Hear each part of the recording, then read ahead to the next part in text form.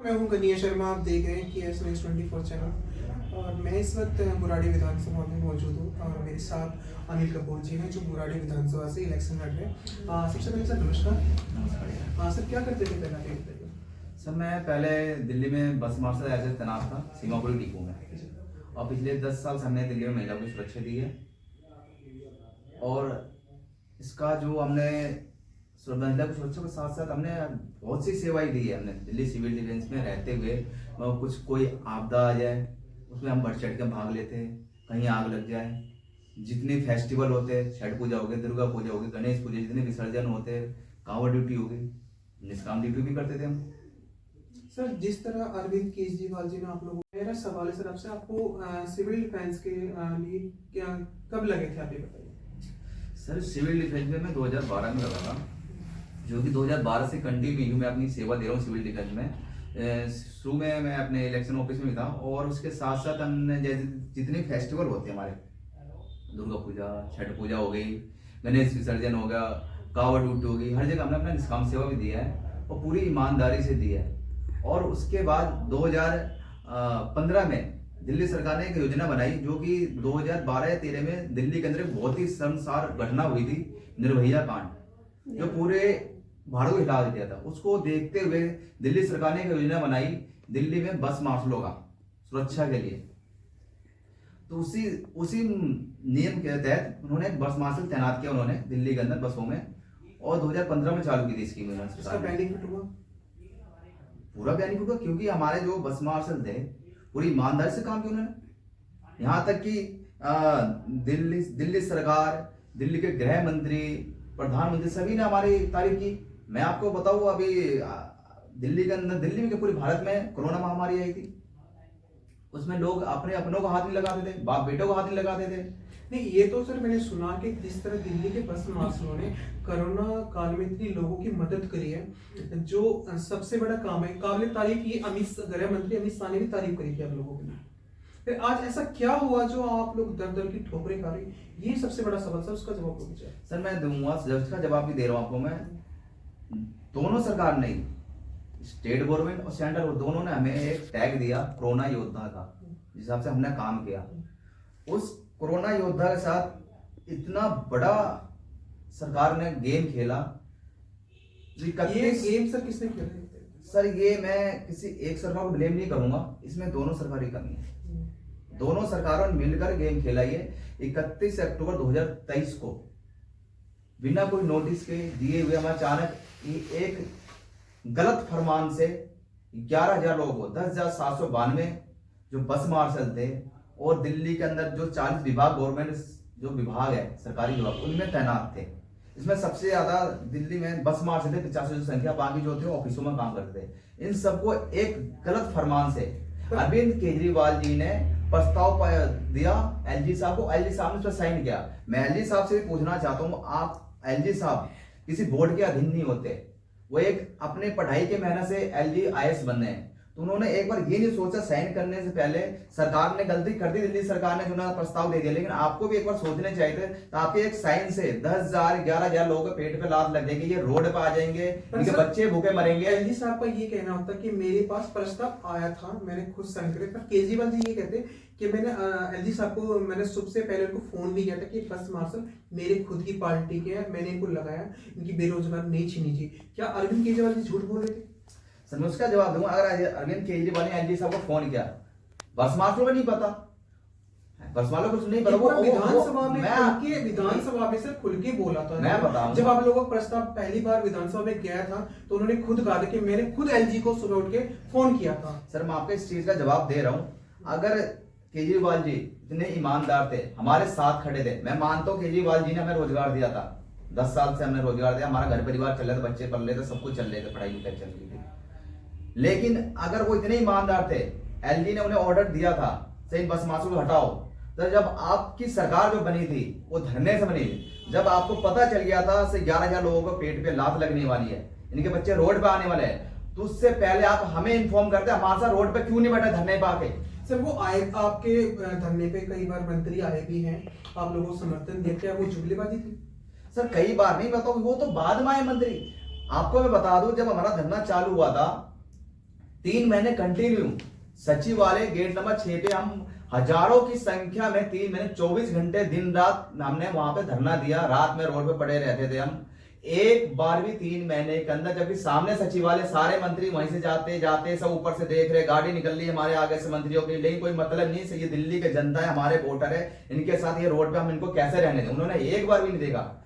उसके बाद हमने कोशिश की इनसे मिलने की, उनसे पहले भी मिलने की बहुत कोशिश की, लेकिन कोई भी मंत्री, इनका कोई विधायक, कोई मिलने को राजी नहीं। इतने ज्ञापन लगाए, इतने पत्र लगाए, कोई फर्क नहीं पड़ा। आप लोगों ने काफी बार मोर्चा में मतलब अरविंद केजरीवाल के खिलाफ आप लोगों ने मतलब जो बयान दिए थे, उनको देखते हुए अरविंद केजरीवाल ने आपको समर्थन दिया? सर मैं आपको बताऊं, खिलाफ वाली बात नहीं है। हम अपने हमारे आप लोगों ने फूके हैं दिल्ली सरकार के खिलाफ, ऐसा आप लोगों ने किया जब उनको मजबूर हो गए आपके सामने आना पड़ा। सर मैं उसी चीज पे आ रहा हूँ, कोई हम किसी सरकार के खिलाफ नहीं है। उन्होंने हमारे साथ धोखा किया। धोखा क्या किया? हमें बेरोजगार कर दिया गया। एक अगर आपको रोजगार से निकालना ही था, जब आपने लगाया था शुरू में निकाल देते। जो हमारा गोल्डन पीरियड टाइम था वो हमने तो आपके दिल्ली सरकार में दे दिया, महिलाओं को सुरक्षा में दे दिया। ये सबसे बड़ा सवाल है, काफी जो बस मार्शल है उनकी काफी सारी एज भी निकल चुकी है। एज के दौरान कोई भी मतलब उनको नौकरी नहीं देगा, क्योंकि किसी की 40 है, किसी की 50 है।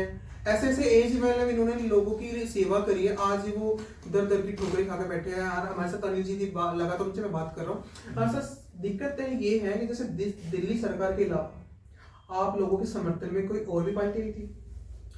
सर जो भी पार्टी आई है दिल्ली सरकार का, कांग्रेस भी आई थी हमारे सपोर्ट में। अरविंद लवली जी जो कांग्रेस के अध्यक्ष रह चुके हैं, लेकिन अब उन्होंने पार्टी छोड़ी, बीजेपी ज्वाइन कर ली है।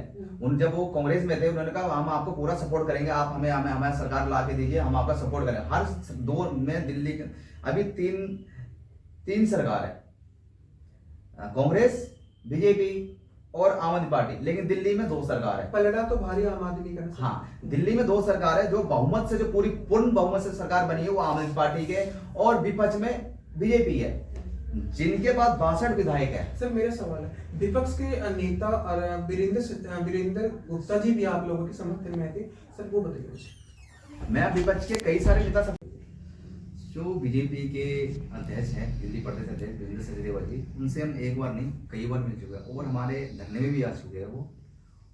तो अभी तक उन्होंने बस यही आश्वासन, पिछले अभी एमपी के इलेक्शन निकले थे, उसमें उन्होंने बोला था हमारी सरकार बनाओ आप लोग, हम आपका सरकार बन दें, आपका नौकरी हम पक्का करेंगे, 10,000-700 लोगों को रोजगार देंगे हम। सरकार बनी, हमने मेहनत करके बनाई सरकार, डोर टू डोर कैंपेन भी करी, सब कुछ करी हमने, पूरी जी जान लगा उनकी सरकार बनी। लेकिन वो जो उनका जो जवाब था इलेक्शन के बाद आपको पक्का करेंगे, वो सिर्फ एक झूठा जुमला था। इलेक्शन निकले हुए आज इतने टाइम हो गए, लेकिन अभी तक कोई सुनवाई नहीं। अब फिर से वही जुमला दिया जा रहा है, आप हमारी सरकार बनाए दिल्ली के अंदर, पहले हमने केंद्र में सरकार बना दी उनकी, अब फिर से वो कह रहे हैं वही आप दिल्ली के अंदर हमारी सरकार बनाए, और सरकार बन गई, आपका सबसे पहला हमारा काम रहेगा, आपको रोजगार हम पक्का करेंगे। सर ये बात तो बासुरी स्वराज ने भी कहा था। हाँ बिल्कुल, मैं मानता हूँ बासुरी स्वराज जी का, मैं खुद मैं उनसे पर्सनल मीटिंग कर चुका हूँ, सब कुछ कर चुका हूँ, उसका इलेक्शन कैंपेनिंग सारा कुछ करवाया हूँ, मैंने खुद करवाया। लेकिन उन्होंने किसी हमारे साथ, हमारे सभी साथियों के साथ, हमें सबके साथ धोखा किया उन्होंने। मैं आज सबके मीडिया के सामने कहता हूँ, आपके चैनल के द्वारा कहता हूँ, बीजेपी ने भी किसी तरह कोई साथ नहीं, सिर्फ हमारा एक इस्तेमाल किया उन्होंने चुनाव में, और इस चुनाव उसी धोखे के कारण आज हमें ये इतना बड़ा कदम उठाना पड़ रहा है। और ये बात तो मनोज तिवारी जी ने भी कहा था।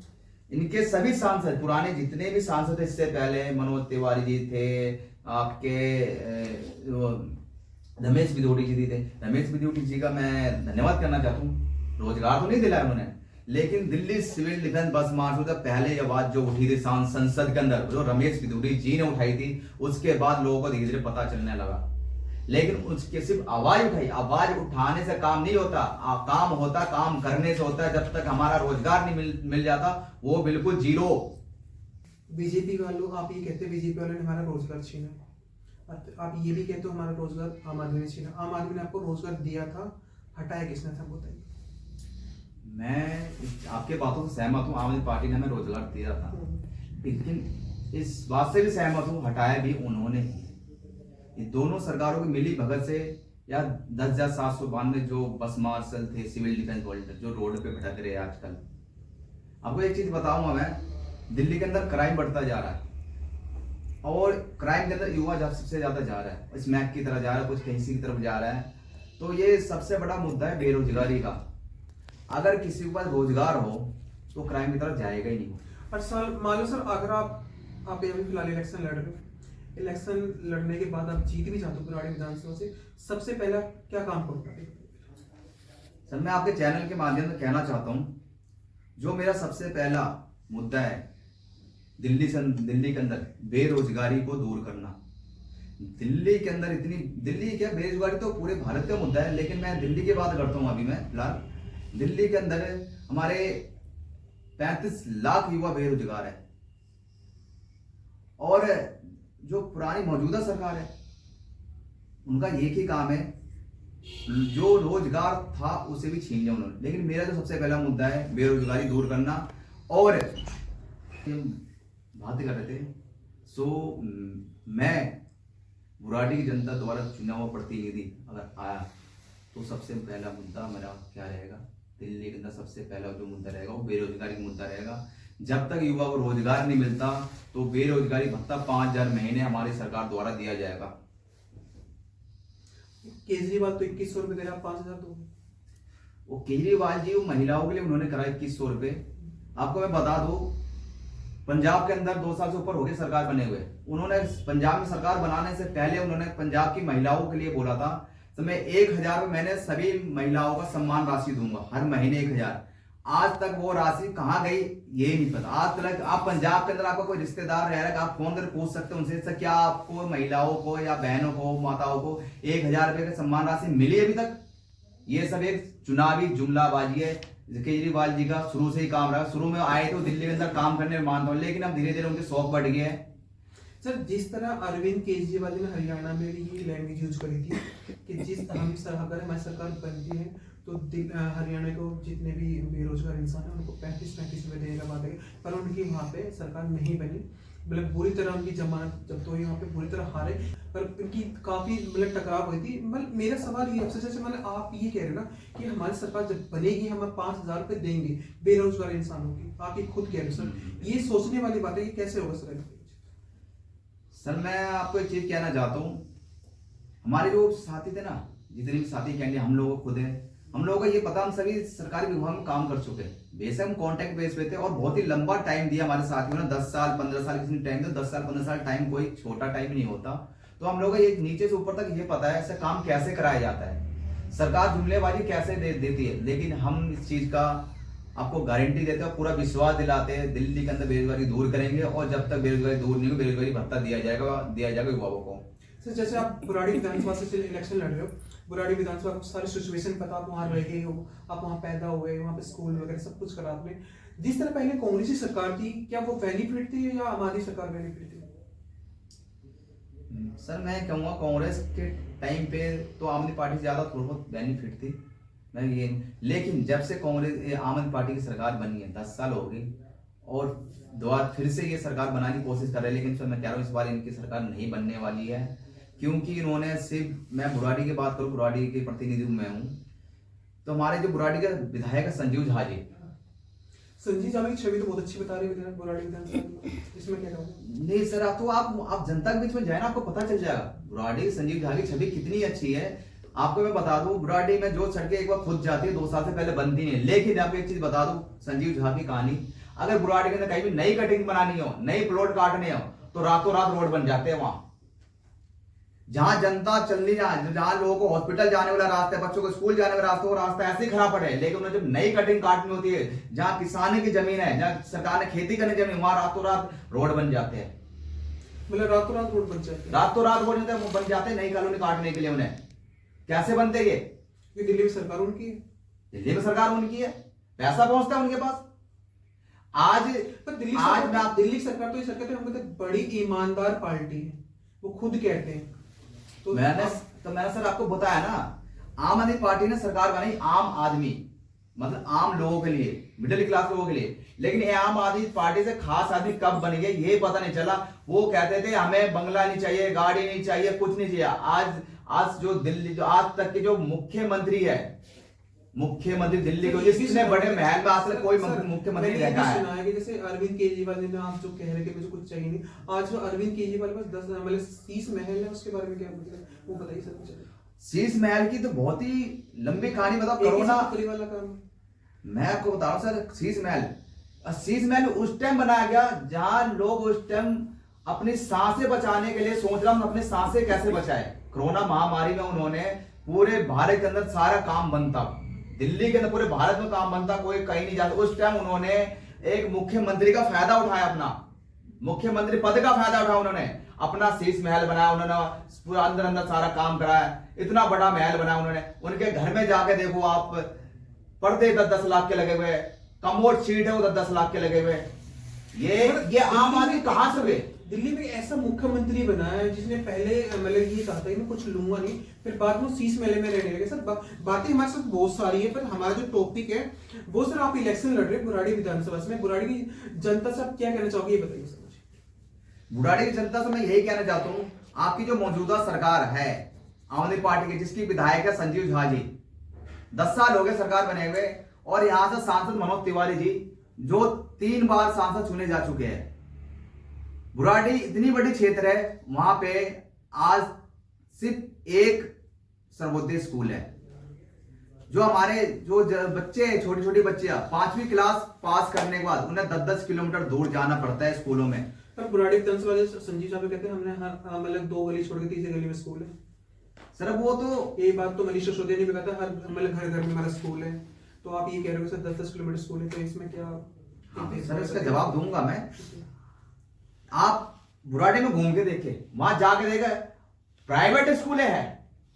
संजीव झा ने और मनीष सिसोदिया ने बिल्कुल सही बोला, उन्होंने हर गली में शिक्षा के नाम पे उन्होंने रोजगार खोल रखा, पैसा कमाने का जरिया खोल रखा, उन्होंने प्राइवेट स्कूल खोलने का हर गली में खुले हुए। बताओ ये चीज सही है? जहां से उनकी मोटी इनकम आती है प्राइवेट स्कूलों से, हमारे बच्चे जो गरीब के बच्चे वो प्राइवेट स्कूल में कहां से पढ़ेंगे?